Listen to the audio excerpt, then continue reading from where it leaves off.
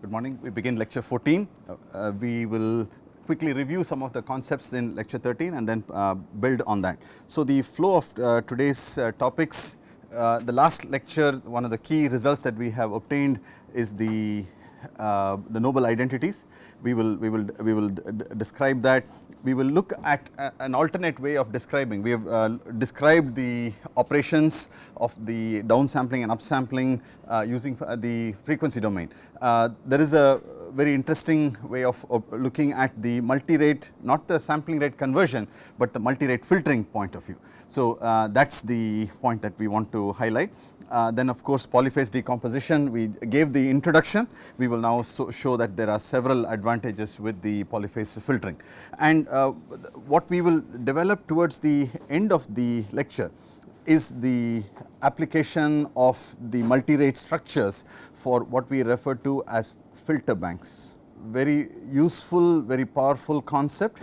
It is related quite extensively to communications. So, just to sort of give you a feel for where all do we see filter banks. Whenever you compute an FFT or an IFFT, you are actually doing a filter bank operation. Today in the cellular world, we use OFDM for most of our 4G systems, and looking ahead it looks like it will be part of the 5G systems as well. OFDM is also another flavor of the filter banks that we are going to be studying. Wavelet analysis filter bank. So, basically there is a whole range of applications that come under the umbrella of the filter banks. So, we will look at the first of the filter banks, which we call as the DFT filter banks that use the DFT as the underlying computational tool. So, this is our starting point to understand and apply DFT filter banks. And of course, what is DFT used for? Primarily for spectral analysis. So, we will make a comment about using DFT for spectral analysis as a tool for spectral analysis. Once you see the filter bank relationship, you will probably be able to see the reasons why you would either do DFT and spectral analysis or not do that. So, again these are the insights, and that is precisely the reason for studying a course like this, because it has got its links. It already builds on the framework that you have developed, and importantly it shows you, gives you insights that help you understand the tools that we work with in communications and signal processing. So, that towards the end we will get to that, or probably in the next lecture. Okay, so a lot of very interesting things to discuss today. So, we will move quickly through some of the points that we want to do. So, lecture 13, a recap or a review, of course with a little bit of some new elements, avoiding complete repetition of the things that we have discussed. One of the key results is the ability to interchange the upsampling and the downsampling. Again, I write this multiple times because this is one of the key results that help us in developing efficient multi-rate structures. So, L and M are equivalent to the interchanged order if L and M are prime. Downsampling can come first, followed by the upsampling. Okay. So, this is if and only if L and M are relatively prime. Relatively prime is enough, they do not have to be prime numbers themselves. Okay. So, an application or an example for this, let us quickly look at it. So, I have z power minus 2. I have downsampling by a factor of 2, upsampling by a factor of 3. Of course, I can interchange these two if I want to, because they are relatively prime. Now, the problem itself at this point is not the, I think, the fact that you can interchange, but keep this example with you, we will come back to in a minute. So, the noble identities, and then we will come back to this example. Noble identities tell us that if you have a filter of the form h of z power m followed by a downsampling, this is typically the structure that you would have for anti-aliasing filtering. So, this is the structure for anti-aliasing filtering. Okay, this is the structure for that. this combination. So, anti-aliasing filtering followed by the downsampling, and this would be correct way or the more efficient way of doing this will be to do the downsampling first, followed by the filtering. H of Z now, it is no longer H of Z, Z power m, it is not just an interchange of the two, these are time varying systems. So, therefore, we cannot just interchange them. So, the key point, that is one of the identities, and of course, the second one addresses the structure that we will have for interpolation. Interpolation says you do the upsampling followed by filtering, and if you have a filter of the form H of Z power L, then the noble identities tell us that you can do the filtering first, again it is H of Z followed by the upsampling factor, and we have shown this both through the transform domain as well as the time domain. We have looked at it and demonstrated. So, this is the structure that we get for interpolation after you do the upsampling interpolation. Okay. Now, notice I did not say this is anti-aliasing filtering, or this is only the structure or the form or the sequence in which the filtering and the multirate structure. Why do I specifically say that this is just the structure, not actually anti-aliasing filtering? Because of the following: H of Z power m cannot be a low pass filter. And why is that? It will have multiple copies of the spectral. So, can it be a high pass filter? So, low pass filter is not possible. Can it be a high pass filter? No. Okay. What it can be, what it has to be is a multi-band band pass filter. Okay. So, definitely that is not what we need for either anti-aliasing or for interpolation. So, therefore, this is only the form of the noble identities. Okay. Now, please apply the noble identities and simplify this. So, this is equivalent to, let me use the red at the first stage, I can interchange the, so the delay and the downsampling can be swapped. If you swap it, then you will get the delay for downsampling followed by Z inverse followed by upsampling by a factor of 3. Can you shift the filtering the delay to the right of this? I want task is to do that. So, this gives me, if I want to have the Z inverse followed by the upsampling, and I want to move the delay to the right of the upsampling, it will become downsampling by a factor of 2, sampling by a factor of 3, and this becomes Z power minus 3. Again, these multirate structures do give us certain results or tools which may not be very obvious unless you actually sit down and write it. But if you are able to keep the multirate identities in mind, then it is easy for you to do these changes.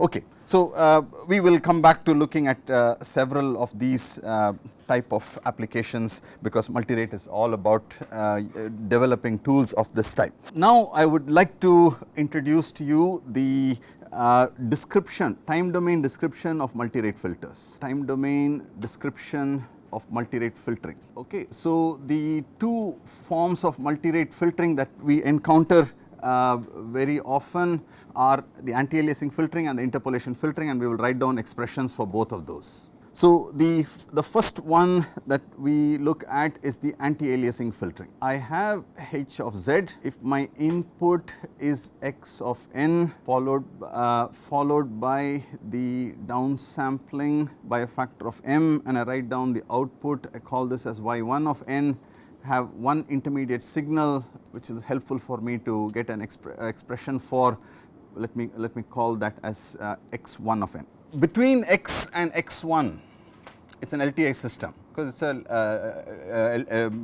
a digital filter. So, I can write down the input output relationship between x1 of n and x2 of n as a convolution, k equal to minus infinity to infinity x of k h of n minus k. Okay. So, input output relationship, LTI system, first stage. The input as x of n, output as y1 is not an LTI system. So, therefore, in general difficult for me to write that relationship. However, we do have the following: y1 of n is x1 of mn, that is the downsampler. So, nothing prevents me from substituting 2 in 1. If this is equation number 1, this is equation 2, I can substitute 2 in 1 and actually get a input output relationship that looks like convolution, but it is not, because it is not the sliding convolution, it is a operation that it is a operation that is similar to convolution, but it is different in terms of the indexing. So this would be k equal to minus infinity to infinity x of k h of mn minus k.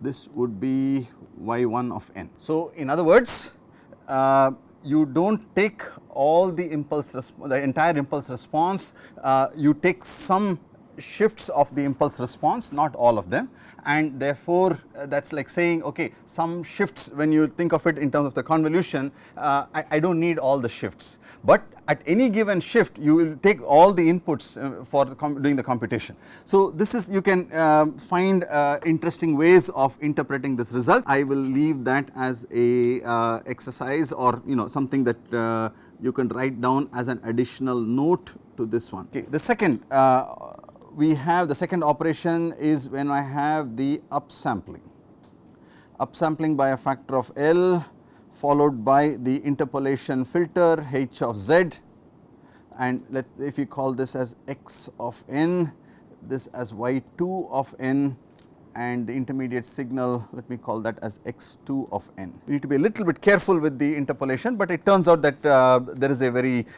simple way of writing the expression for this as well. So the input output relationship where the LTI part is concerned is easy for us to write down. Y2 of n is summation k equal to minus infinity to infinity x2 of k h of n minus k.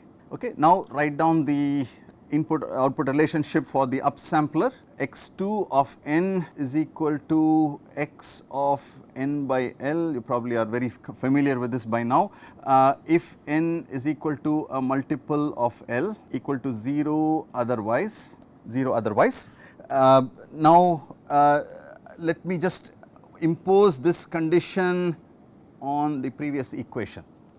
So basically what it says is that there are lots of 0 valued samples in x2 of n. So basically this summation can be rewritten as y2 of n instead of course k will go from minus infinity to infinity, but the only things that are of interest or of actual computation will be when k equal to a multiple of L. So if you impose the additional constraint multiple of L, you do not change anything, because you are only looking at those values of x2 that are non-zero. So this would be x2 of k h of n minus k, and whenever you have such a constraint, it's basically it's of the form k is equal to m times L. K goes from minus infinity to infinity, that means m goes from minus infinity to infinity. So this will be summation m equal to minus infinity to infinity x2 of m L. Wherever there is k, I am replacing it with ml, h of n minus ml, h of n minus ml. So of course x2 of ml is nothing but x of m.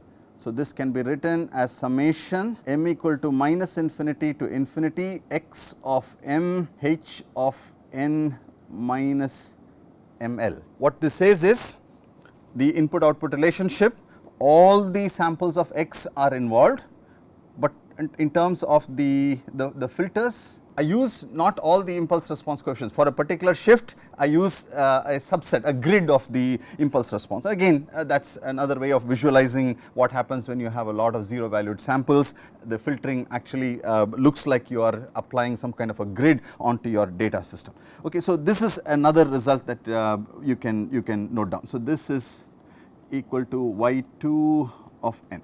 Now the third of these, which is also a useful and interesting result, is when I do a fractional sampling rate change. Upsample by a factor of L, filter by h of z, it will be an ideal low pass filter with a cutoff which is minimum of L and M.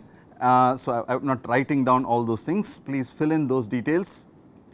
Downsampling by a factor of M.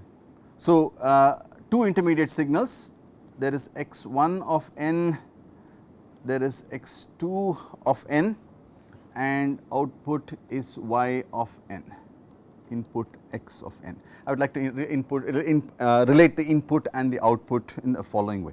So, y of n is x2 of mn. x2 of n, we just now did the upsampling explanation for the upsampling. So, I will just use the expression from the last derived result.